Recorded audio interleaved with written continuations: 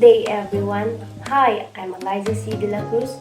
Welcome to our field study journey. So today, we will interview a professional teacher from Dumpay National High School, which is Dr. Rio D. De Vera. We will ask him about her classroom management and how she is making a learning environment safe and conducive. Good morning po, Ma'am Rio. And thank you for the opportunity na saan opportunity po na ma-interview po namin for this morning. First po, ano po ang position po ninyo or designation po ninyo? Okay. Good morning, PSC students, Bped fourth year students. My position here in Dumpay National High School is Master Teacher 2.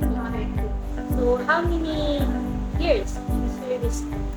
I'm I've been teaching for 12 years, but here in Dumpay, 10 years.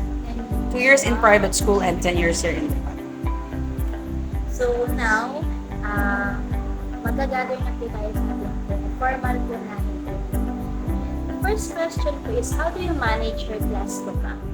Classroom, the way I teach. Okay. First of course, the teacher is the best instructional material. Therefore, the moment that you enter the classroom, you should have that positive aura. Despite that you have your struggles in life, still you need to be happy, you need to be positive so that the learners will also absorb it. At the same time, the things that I do upon entering the room, before I start the class, I check the attendance. It's number one thing. I make sure that the classroom is clean, that it's away from the danger, that it is well lighted and well ventilated. So that's how I manage the classroom. And I make sure that every one of them understood what I am saying or the lesson of the day. That there should be a majority of learners who get the topic or the lesson. Okay? That at the end of the day, they learn something from me. That's the purpose, that's the objective of teaching. So, how do you make a lessons relevant to all your students now? Okay. So in every day of our lives, we are doing our DLL. DLL is our daily lesson log because this will serve as a Bible to all teachers. Alright? So all the lessons that they are learning should be applicable to their life. That's the essence of learning, di ba? So they're here in school, in the four corners of this classroom, for them to learn at the same time, for them to apply it on their daily lives. That's why they will undergo from kinder to grade 1 to grade 6, grade 7 to grade 12, and then in the college years. So that at the end of the day, they will become productive member of the society, that someday they will become also professionals like us, right? Because they will be the next in line to us. Therefore, they should learn well so that they could apply it in their daily life. All right. How do you engage your students in other learning activities? There are different types of learners. As Howard Gardner says, that there are multiple intelligences of learners. Some of them are good in verbal linguistic, some of them are good in mathematical logical, some of them are naturalistic, musical intelligent, like that, bodily kinesthetic, intrapersonal, interpersonal, and the rest. So the approach that we are doing to our students are different approaches depending on their type of intelligence. Every Friday, we have this performance task wherein they will do the things that they are in line with. For example, you're good in singing, right? So I will do a task wherein you are inclined to that.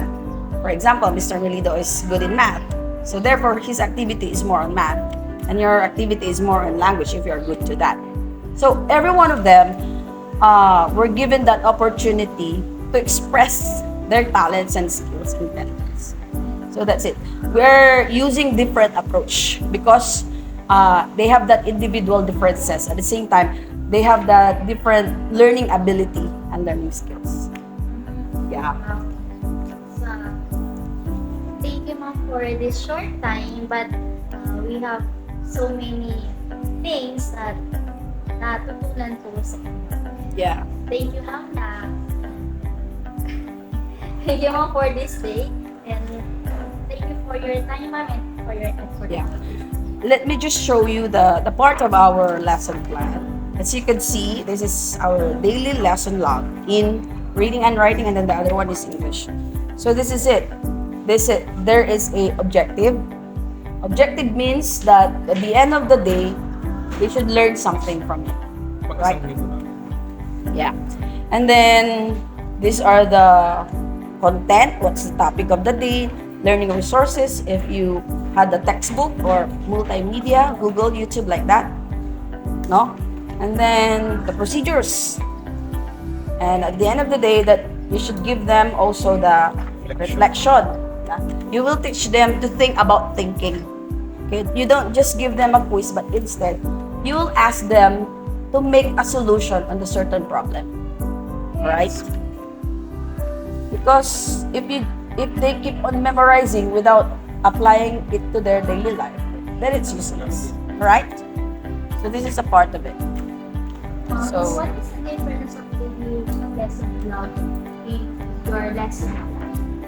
when we say daily lesson log, this is the shortened one.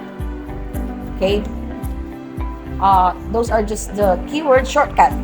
Okay? But when we say daily lesson plan, you are going to write what the teacher will say at the same time the learner's response.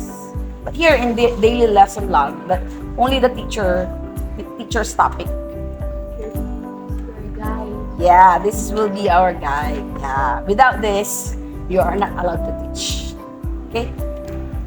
Follow-up question lang po, ma'am. Yes. Total yung aming activity is all about making a learning environment safe and conducive. How do you make sure that the learning environment is safe? Yung classroom or learning environment is safe and conducive. Okay. Of course, we've been through a lot of trainings and seminars, and sometimes it's a common sense. Okay. The mere fact that you are looking at the classroom, you have to check the electricity. You have to check the chairs if they are well functioning, the tables, the board, the ceiling. Okay, and every day of your life, you have to be mindful. Check everything before you leave, and the moment that you enter in, you have to check everything. Yun lang. Thank you so much, ma'am. And you're concerned to the welfare and the safety and security of the learners as well. So, yun na yung mga tanong namin, ma'am. Salamat po, ma'am. Thank you po, ma'am. Thank you. As we are doing this activity, we have observed that in creating a safe and conducive learning environment is a paramount for fostering effective education and personal growth. In such an environment, learners can thrive, explore, and challenge themselves within fear or distraction.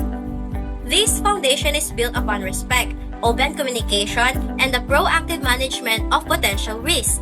By nurturing a culture of inclusion and understanding, we ensure that every individual feels valued and supported, regardless of their background or abilities. The learning environment is another important component aside from the curriculum in the teaching-learning process. This activity exposes you to learning experience, which enables you to make your learning environment safe and conducive.